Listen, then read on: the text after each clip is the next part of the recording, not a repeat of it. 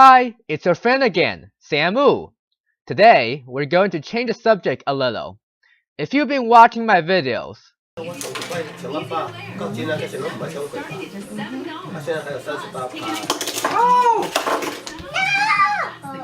you know that most of my videos are for my science classes. This time, the video is for my world literature class. Wait, what? Samu is making a video for a literature class? Yep, I am. And to be honest, I wouldn't be able to do this my freshman year. Mrs. No kept telling the class that the Odyssey was probably fairly easy for us, but it was an absolute disaster for me. Do you ever have an experience of reading a text of a book? You read it, your brain has gone through every single word on the page, but then you're like, what did all that mean again? That was exactly how I felt when I was reading the Odyssey. I had almost no idea what was going on in the text. However, I think after almost a 4-year shower of the English language in the US, I can do better now. It is probably not that hard, so I blame it on my English for that. We have been reading about some part of the circles of hell in Dante's Inferno, and the project is to recreate his concept of hell, using our own imagination. Imagination. I did say that this video is going to be a little different, but what's not different is that this video is still going to be containing planes, like the previous videos, just because planes are amazing. This is how you open a plane's door. Yeah! The sinners in each circle will be represented by people who caused aviation accidents around the world in the history of aviation. In other words, I am listing out the 7 deadly sins in aviation style. It's going to be of a journey. Before I start telling this amazing story, here's a disclaimer. I am a Christian. There are things I believe in, and there are things I do not believe in due to religious reasons. However, no matter what are those things, this video is meant to express I have an understanding for a Dante's Inferno reading. Please do not take anything too serious. Also, a lot of the pictures and videos I use here are either from the internet or my own. And this video's purpose is solely for education. Lastly, I tried my best to gather the information on the internet. If there are any errors, I apologize for that. Alright, let's get started with my amazing story of the hell of aviation.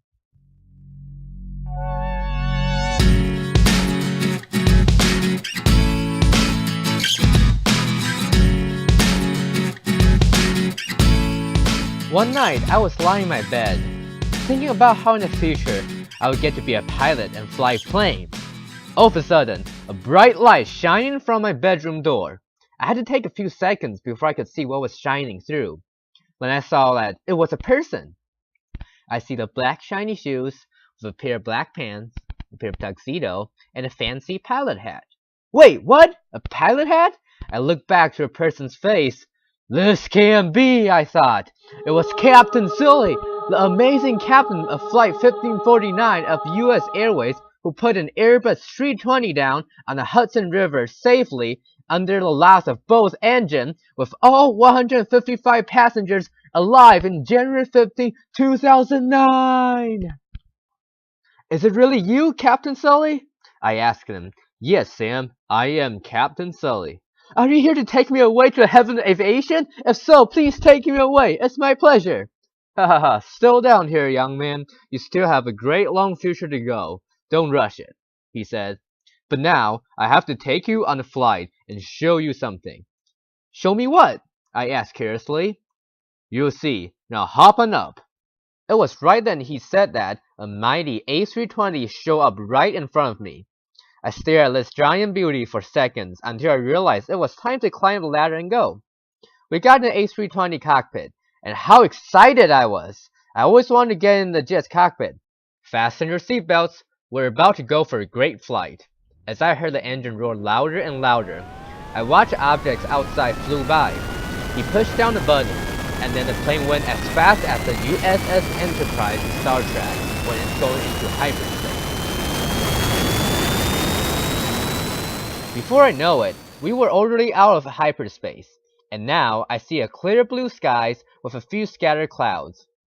Behold, this is the heaven of aviation, Sully said. There's so many planes here. There's a plane, and there's a plane. Oh, and is that the Glimmy glider? Yes, it is indeed a Glimmy glider. All of the safe and responsible pilots, including aviation heroes, are right here. I wish I could stay here forever, you know. It was great, especially listening to all the plane sounds. Oh, by the way, I used to get people asking me, "Hey Sam, since you are from Taiwan, what kind of music do you like?" And I'll be like, I don't know. Christian music? Okay, Christian music is a rock, okay? They're amazing.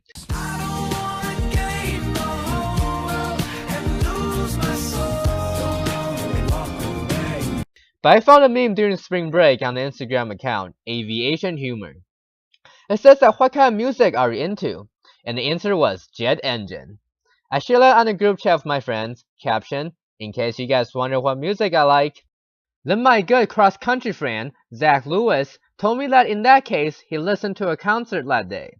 And another dear cross-country friend of mine, Ryan Eilinger, said that he already listened to it twice on Saturday.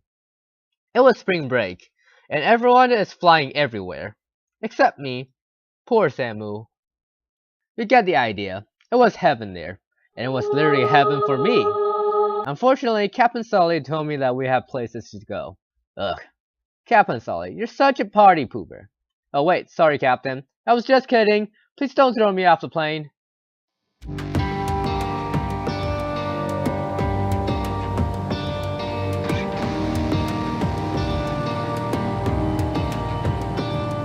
I heard the ATC, aka Air Traffic Control, say something like, Cactus 1549, Outer Heaven Center.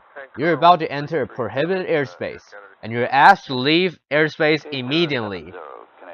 Outer Heaven Center, it's me, Sully. I got a special guest. Cactus 1549. Oh, sorry sir, go right ahead. Didn't know that was you. Have a safe trip. It's all good, and thanks, we will. Cactus 1549. I was so surprised. What? You can do that? Oh yeah, you bet I can. But even I have to be careful. Be careful for what? Well, that was when I realized that I have spoken too soon. The TCAS, aka Traffic Collision Avoidance Systems, start to yell out stuff. Traffic. Well, that doesn't sound good. Climb. Oh, that sounds even worse. Captain Sully immediately grabbed onto the side stick, pulled back on it, and then as the plane climbed up quickly, we saw another plane flew just below us from the right to left. Was that guy not looking? I thought. Not long after, a big loud bang came from our left. What just happened? Someone wasn't looking for traffic. That's what happened. Then I saw low below us, there's another single-engine piston aircraft flying without its propeller turning. Captain Sully told me that guy lost his engine, probably because he didn't do his pre-flight check. He didn't go through his checklist, or he might just ran out of fuel. Why is this happening? You see, Sam, these pilots didn't necessarily do anything wrong here. There's no law or rule in the FAA, Federal Aviation Regulation, saying that you must watch for traffic. There's no law saying that you must use a checklist to check for proper procedures. There's no law saying that you must do a pre-flight check. They technically didn't do anything wrong in a strict sense. However, a good pilot would always do these things to ensure flight safety for him and for other pilots in the sky. The FAA recommend that you watch for traffic to avoid mid-air collision, going for checklists to make sure every step is being executed, doing the extra 10-minute pre-flight check to look for any sign of hazards such as contaminated fuel or loose lugs that could possibly cause a disaster, or recheck the fuel calculation to make sure the destination is reachable with the fuel on board. An example was a crash on May 31st, 2014. Two pilots of a Gulfstream business jet carrying the Philadelphia newspaper co-owner Louis Katz and 6 other people didn't do a pre-flight check, and according to the record, they did not do it any flights before. It wasn't until a few seconds before they crashed they realized that their elevator control was still locked in place, And the safety feature used to slow the plane down in case of an emergency was also disengaged. The last words from the pilot was, "I can't stop it. Oh, no, no." They overran the runway and burst into flame. These all could be avoided by simply doing a pre-flight check to see if anything is in the wrong place. The little things are what make people good pilots. Being a pilot is not only following the rules, but also to have good judgment. This is why I lead you here. I'm going to show you the sense of aviation. I want to make you become a safe and responsible pilot. Where do these pilots go after their second crash? I asked. These pilots don't go anywhere. They're trapped here. After the crash, they will find themselves in the plane again, doing the same mistakes, then crash, and it will all repeat all over again. A vicious cycle of crashing. This is how most part of hell of aviation works here. These pilots will experience all these disasters, chaos, panic, and horror all over and over again. That's their eternal punishment. To try to relax me a little, he told me a joke like goes around in aviation. The propeller is just a big fan in front of the plane used to keep the pilot cool. Want proof? When it stops, you can actually watch a pilot start sweating. Still, I couldn't relax too much. As the clouds build up, I realized we're no longer in the heaven of aviation. Liz, if we're not in it, we're at least getting close to the hell of aviation.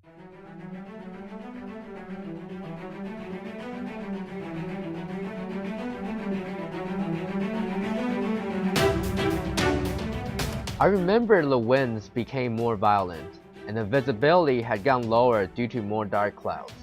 Strong turbulences shake the plane everywhere. Winds rush around the fuselage, making scary noises. The rain hit on the windshield, and the lightning shined every other second, followed by the loud roar of the thunder. I did not need explanation for what we were going through.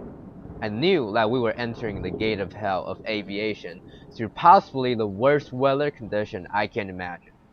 Even the big A320 seemed like a piece of paper plane in a thunderstorm. The thunderstorms, turbulence, wind shear are just like the scene of Dante standing in front of the gate of hell. Prepare yourself, Sam. I don't know how much passion you have exactly for flying, but I can guarantee you that this flight will be the roughest, the worst flight you will ever experience physically and mentally in your life. I held onto the seat and just hoped that we don't end up like those pilots earlier.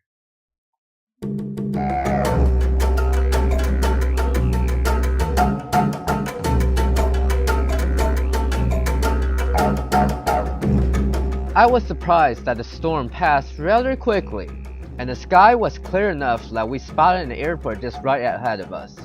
There was a plane on base, which is 90 degrees to the runway, preparing to turn final, which is lining up to the runway for landing. Whew, this isn't too bad. It was just a storm, and there's this nice little plane landing on this nice little weather now. Well, another case of spoken too soon. It went down after that. Literally. The plane turned and it sank down quickly. Spiraled down. Boom. There goes another plane. I stared at the wreckage with shock. How'd that go wrong? I said. Captain Sully told me that the pilot overshot the final. In other words, the pilot turned too late. So he wanted to make a sharper turn trying to correct it. But as the turn becomes sharper, the bank angle of the plane becomes bigger. The wing produces less lift when the bank angle is big. So the plane entered stall position and ultimately ended up in a spin, which is a situation when planes entering a stall while turning. It makes the aircraft spiral downwards. There are ways to recover from a spin, but when you're doing a base to final, you're usually below 1,000 feet. And there are a few planes that can recover from a spin that require less altitude than 1,000 feet. Spins can happen everywhere, but 80% of spins/stall accidents happen below 1,000 feet. It often happens when pilots try to correct a turn, but fail to notice the airspeed is actually dropping rapidly. Once you're in a spin with that low altitude, there's no way to save it. If those pilots would have paid attention to the airspeed more and resist the temptation of correcting it so quickly, all these accidents could be avoided. This resisting the temptation of turning too sharp led me to relate with the idea of lust. People who don't resist the temptation end up in hell. Captain Sully pointed at another wreckage that seemed to have a fire burn over it and said, "That's Flight 269 from 1-2-Go Airlines. It crashed on September 16, 2007, killing 89 of the 130 persons on board. It also burst into flames after overrunning runway 27 at Phuket International Airport. The report said that one of the causes of this crash was a failure to do a go-around. If the pilots on board would have executed a go-around and not just trying to land the plane at that landing, the plane would not become a burning firebolt at the end of the runway." I didn't say a word, and Captain Sully could tell I had enough of this, so he proceeded to the next circle of hell.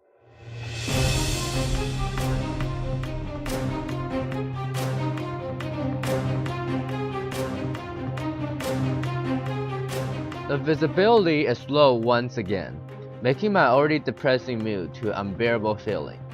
We flew into the clouds, almost like a mist. We couldn't see anything but white clouds. The worst thing is that the TCAS went off again. Traffic. Traffic. Descend. Descend now. Good thing Captain Sully is way more alert than me. He descended quickly. Guess what happened next? Yep, a plane flew over us, and behind the mist I could see the blurry red-orange fireball. This place is for people who want to fly too much, but not taking enough precaution about it. VMC, Visual Meteorological Conditions, condition that's allowed pilots to fly by solely sight, to IMC, Instrument Meteorological Condition, conditions that require the use of flying instruments due to low visibility, is a big part of general aviation accident. He told me that there are different types of pilot license, for example, a private pilot license and an instrument rating license. Hitting an instrument rating allows you to fly in IMC. In other words, you can fly in clouds but still know where you're heading to, where private pilot license doesn't give you that, and you will probably have not received training for flying in airplane instrumentally. Many general aviation accidents were caused by this VMC to IMC. Pilots who are not trained to fly in clouds flew in the clouds, and without sight, they sort of lost his orientation. Soon the plane will crash down to the ground. Even in the commercial industry where pilots have instrument rating, this can still happen. Not when visibility is not good. Pilots thought that they had control over the plane. Well, they did, but they just didn't know that they are ramming the plane into a hill. I guess if we have tried harder, we would probably find the pilots of American Airlines Flight 965 here. They departed from Miami International Airport on December 20th, 1995. The Boeing 757 crashed into a mountain in Colombia at night, killing 151 passengers and 8 crew members. The night poor visibility plus the pilot forgot to disengage the air brake caused them to run into the mountains. Well, ain't nobody got time for that. Neither did both of us got time and the guts to stay there even longer to find them. But I did learn that I would have to be always aware of the situation around myself while flying. And simply don't fly when there's too much flying that I can't handle. Captain Sully told me a good rule of thumb to determine if it's safe to fly or not. And that is, if I'm not 100% comfortable flying in the condition, then don't. There's a quote in the aviation world saying, "It's better to be down here wishing you were up there than up there wishing you were down here."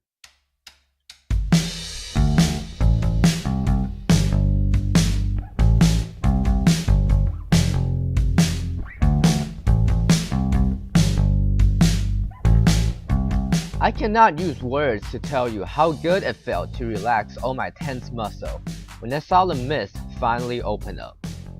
I saw an aircraft lining up on the runway. The takeoff roll was good, and the speed seemed fast enough for takeoff, but I didn't hold much hope. I knew something would go wrong. Like I thought, the plane could not climb up somehow, despite I see the elevator reflected upwards, which is supposed to make an airplane pitch up and climb. Nothing was happening, except the airplane is still cruising down the runway with a high speed. And then he overran the end of the runway, dropped into the lake. I watched the plane sink down till the waves of the lake disappeared, and the lake once again appeared like nothing had happened. God knows how many planes are down there. I asked Captain Sully, is there more planes down there? And he told me that this is the Grave Lake, with hundreds and thousands of planes underneath the surface.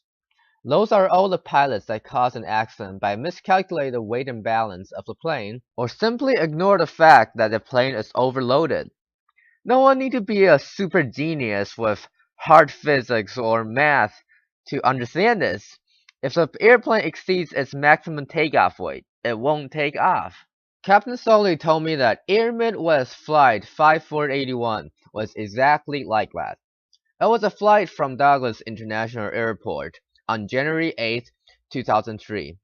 The Beechcraft 1900D stalled after takeoff and crashed into a U.S. Airways hangar, and once again burst into flames 37 seconds after taking off. These planes really like cremation to die, don't they? Later, they found that the plane was overweighted. It was 580 pounds overweight, and its center of gravity was 5% to the rear of the allowable limit. No wonder things went wrong.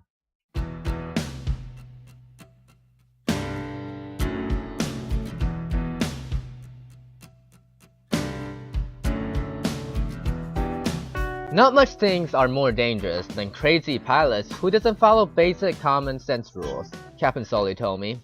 We flew into an area where the TCAST just cannot stop alerting us of dangerously close traffic. And you know what? At that point, I was already numb of seeing airplane crashes. I don't even care anymore. I still asked Captain Sully what's wrong with those pilots here, though. It looks like a air show there.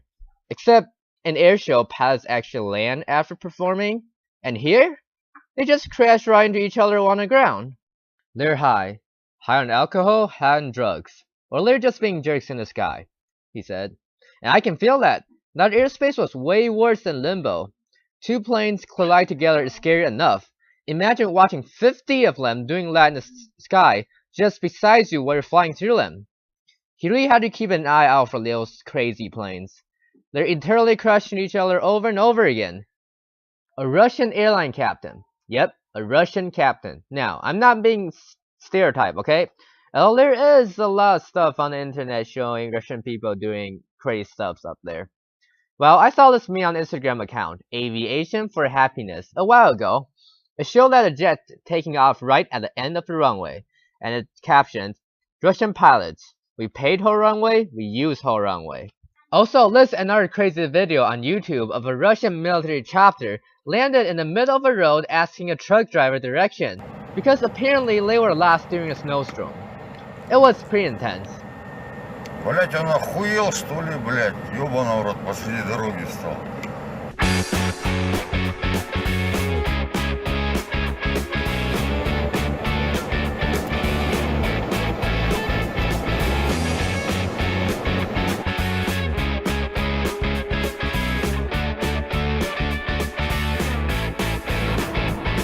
Ты нахуй фотоаппарат снимаешь? Да снимаю, блядь.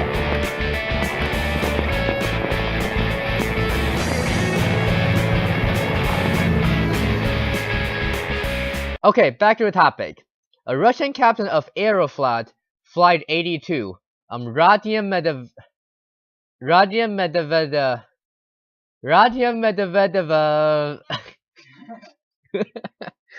is whatever.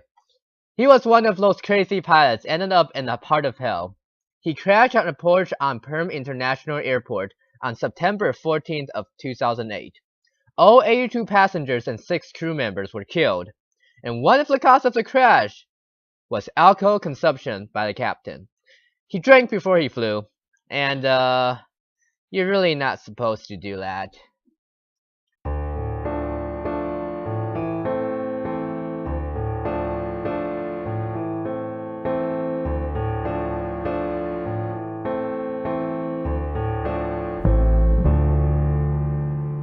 Seeing open water didn't help with my stress at all.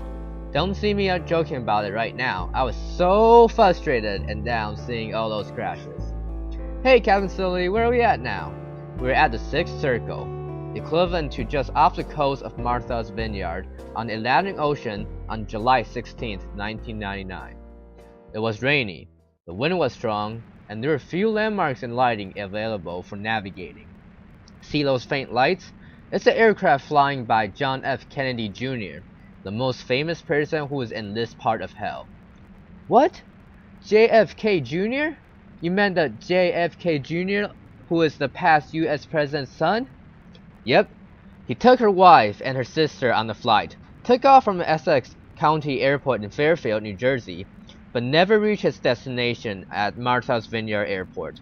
The report concluded that he was disoriented while flying at night over water. He lost control of his aircraft and crashed into the Atlantic Ocean. Also, he didn't have an instrument rating to fly in the IMC. Although at the time of the accident the weather was slightly above the minimum, most pilots would recognize this as an unsafe condition to fly. Yet, he still decided to fly with his small experience of flying after reviewing the weather. Mother Nature can be nice to us, giving us a sunny day, no clouds. But by disrespecting her, flying well that you shouldn't be flying is not a good idea. Captain Sully told me that the legend here is that till even now, JFK Jr., her wife, and her sister are still miserable, lost over the Atlantic Ocean, thinking about how it would be way better if they never took off in this weather.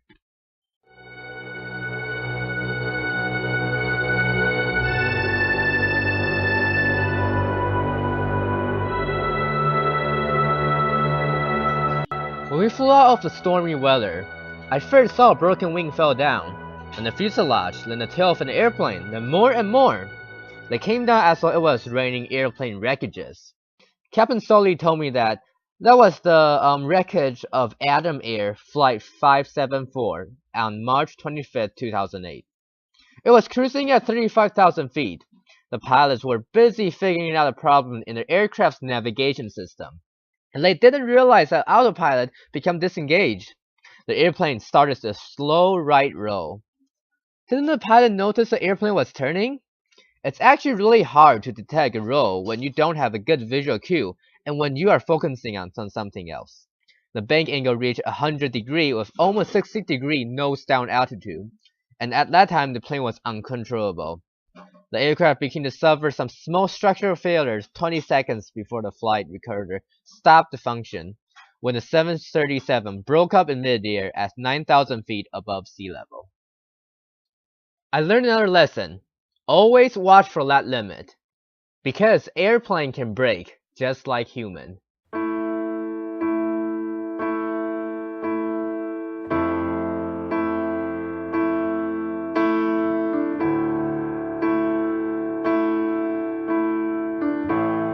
Finally, Captain Sully said something I didn't know should I be happy or sad about. We'll be landing at the Hell Central Airport in a short time. After all this flying, I truly want to get down to the ground, you know? But Hell Central Airport just doesn't sound like a good place to add fuel and rest. After we landed and shut down the airplane, we walked into a room of a building. It looked like a classroom. Hey Captain Sully, why are these people standing in front of the projector and watching these air crashes footages? Are they air crash investigators? No, these people are CFI, Certified Flight Instructors. These are the bad CFIs who did not teach student pilots well. Not all CFIs are bad. Some flight instructors are awesome. They fly safe and responsible. Some don't really put an effort on teaching students to be a good pilot.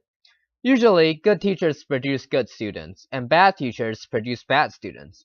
I think you know what I mean. Well, then what are they watching these videos for?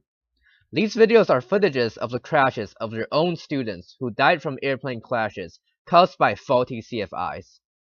Maybe these CFIs never crashed a plane in their entire life before, but they are still the cause of their students' airplane crashes.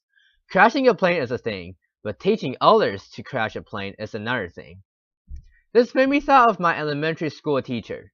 She told us one thing, that punishment for selling drugs to people are actually harsher than those for using the drug, because selling drugs to other people also mean that you're taking people down to do bad things.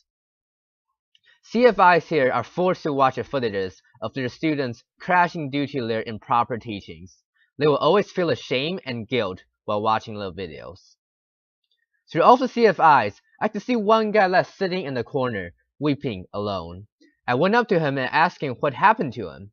He said his name was Joe Reed, and then he pointed at the projector, telling me that I should watch the video to find out. 7-year-old Jessica Dubroff's hopes of becoming the youngest person to fly across country and back died with her this morning when her tiny Cessna crashed onto a street in Cheyenne, Wyoming. This is 7-year-old Jessica Dubroff running through the rain this morning at the Cheyenne, Wyoming airport with a cellular phone to her ear. She was telling her mother how thrilled and excited she was as she was about to take off on the next leg of her journey across America. Minutes later, her attempt to become the youngest person ever to pilot a plane across the nation and back ended. Jessica, her father Lloyd Dubroff, and Jessica's flight instructor Joe Reed all died after their single-engine Cessna crashed in a residential neighborhood just a half-mile beyond the end of the runway. Witnesses say it spiraled straight down like a dart. It seemed like it was trying to land, and then it just lost something, fell off on one wing and went right in. Looking back on the brief life of Jessica Dubroff, what townspeople remember most are her spirit and generosity. The postmaster said she would come here to the post office 2 or 3 times a week to send money she earned cleaning stables to a poor child in South America. She was great. She was a bright star, very always a smile on her face, always very polite, and she'll be missed in Pescadero. In order to break the unofficial age record, no publications recognize such records, Jessica had to pilot the plane the entire journey. Her instructor was to sit next to her, but not touch the controls unless there was an emergency. The rules about who can fly a plane are simple. Some say too simple. No one can get a pilot's license and fly a powered plane alone until the age of 16. No one can haul a passenger in powered flight until the age of 17. Glider and hot air balloon pilots, though, can be legally licensed at age 14. But anyone, any age, can take lessons and actually fly so long as there's a licensed pilot on board who says it's permissible. The airport manager says conditions were very bad this morning. Heavy rain, sleet, wind, and cold. Perhaps cold enough to cause dangerous icing. Conditions similar to these as we approach Cheyenne Airport after today's crash. Our experienced pilot said landing in such conditions made him nervous. How bad was the weather in Cheyenne yesterday morning? Bad enough that a major commercial airlines delayed one of its flights that was scheduled to take off at almost the exact same time Jessica's plane took off. Airline officials say they delayed it because of the dangerous. The 8:30 United Express flight to Denver was delayed for an hour. The 19-seat Beechcraft sat on the ground while Jessica's tiny Cessna took off.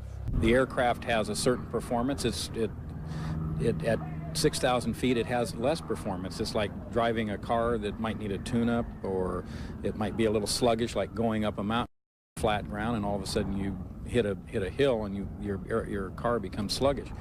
The high altitude and full tanks could have kept the plane from climbing as fast as Jessica was used to.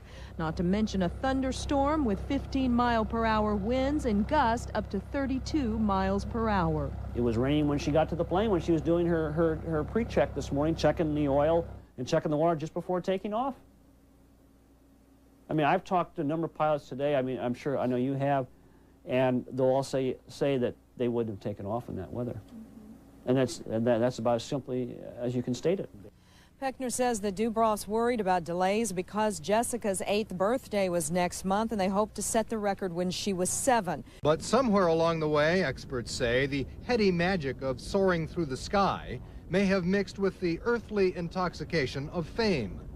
When ABC TV donated a cockpit video camera, when photographers and reporters asked for pictures and quotes, when crowds met her in Wyoming, all that undoubtedly reinforced the perceived importance of completing this flight. Media attention can really swing the judgmental processes of a parent, of kids, of a family. Possibly of the pilot in command, Flight Instructor Joe Reed, responsible for deciding to take off in freezing rain in a marginally capable and reportedly overloaded airplane. All to let Jessica claim she's the youngest cross-country flyer, not even a recognized record. The influential Aircraft Owners and Pilots Association charges that this flight was irresponsible. But the FAA does not blame Jessica, who was legally only a passenger. The pilot in command, in this case the flight instructor, Mr. Reed, be responsible for the control and safe flight of the aircraft. Every time he watches the crash, he still feels a tremendous amount of guilt and pain going through his body. He said if he could start over, he wouldn't give in to the pressure of the media and the people, and he would simply postpone the flight to avoid all this disaster. What do you think about when you're up in a plane? Well, you gotta think about not crashing or doing any mistakes like that. Do you ever think about, does that scare you? No. You seem pretty fearless. Yeah. You keep looking at the plane. Are you concerned about it? No. What do you think about, your dad's a pretty special guy, isn't he? Yeah. Are you excited about your next leg of your trip? Yeah. What do you want to do throughout this whole thing? Do you want to break a record? Yeah, I want to break the record. Do you think you're going to do it? Yeah.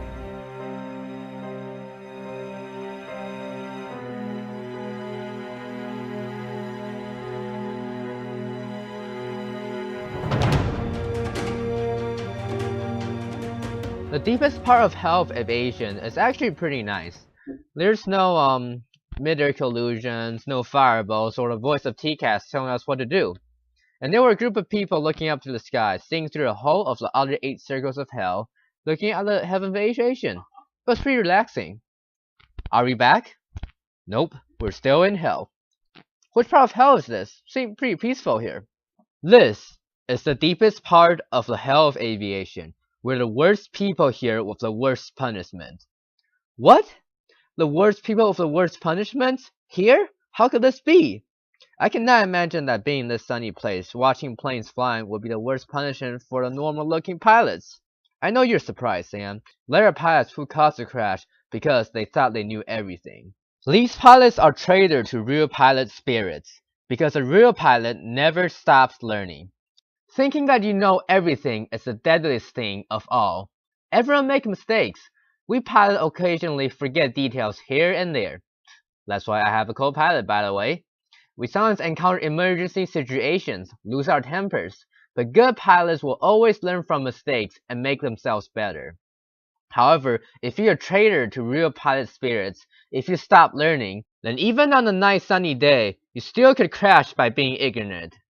This made me thought of a quote by an online ground school, M08.com.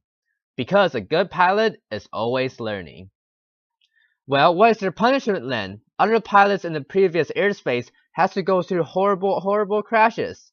But these pilots only have to watch planes flying in heaven? That's like the best thing ever. I could do that all day watching planes. Here, Sam, think about this. How do you feel now? What do you mean? I guess I'm kind of confused now? I meant in your life. How do you feel when you think about you're accepted into UD, and you're so close to taking ground school and flying lessons in college? Well, I feel great. I feel amazing, like I never thought I could actually make it here and get a chance to come to UD and be able to learn how to fly. I feel like I'm getting closer to my dream now. Good. Now, how do you feel when you think about there's still quite a while before you actually go into the cockpit of a plane? Well, it doesn't feel so good, but it's not a really horrible feeling, but it's not good either. I'm just really eager to get into that Cessna 172 and fly over Dubuque. It's kind of like a kid who is waiting impatiently for that piece of candy. Exactly! These pilots who stop learning are so dangerous they're forbidden from flying even in hell. They can only watch others fly freely in heaven, while they can only stay on the ground. Not being able to do the things you love is one of the most painful things one can experience. At that point, I finally understood how cruel this punishment is. If one day I found out I cannot fly, but only watch others do it, then watching planes fly would no longer be something I enjoy, but it will be a needle keep poking in my heart whenever I see something related to flying, because it will remind me of what I cannot do. Captain Sully told me that it's time to go. So we aborted the plane once again, and we begin our flight back. We didn't speak much on our way home. I was simply digesting all the things I have seen.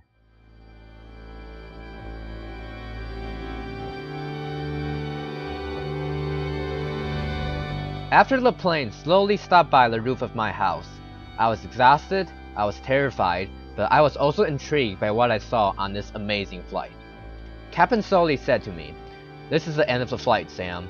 I'd show you the hell of aviation." However, I want to remind you once again, this is not the end. And seeing hell doesn't mean you have seen everything about aviation. A good pilot is always learning and taking new challenges. I hope you have learned that important lesson from this flight. Yes, Captain Sully, I had drilled that in my brain, and I will not forget that a good pilot is always learning. Good, Sam. Now, keep chasing your dream. And remember, every day we wake up, we have an opportunity to do some good. But there's so much bad that you have to navigate to get to the good. I wish you good luck. I saw him walk back into the plane, and once again, the mighty sound of the A320's engine rolled louder as the plane accelerated up to speed, finally took off from the invisible runway in front of me. I watched as the plane climbed up, become smaller, then gone far beyond my eyesight. I closed my eyes, and after I opened my eyes, I found myself lying down in my bed in my room again. I turned to my left and saw that my brother Josh was still sleeping. What a flight, I thought. I thought about the scenes I saw, about what Captain Sully said, and I said to myself, I will be a good pilot, a safe and responsible one. I will keep strive towards my dream, keep on learning, and in no time, I'll be flying a big jet in the air.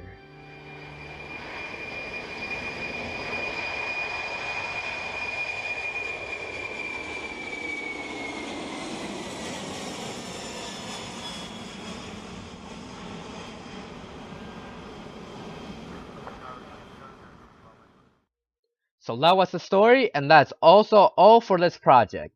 Thank you all for watching. I hope you all learned something from this video, either from Dante's Inferno or Aviation. I know I learned a lot from both sides. I also hope you enjoyed the video. Once again, thanks for watching this video, and don't forget, I'm your friend Samu, and I'll see you next time.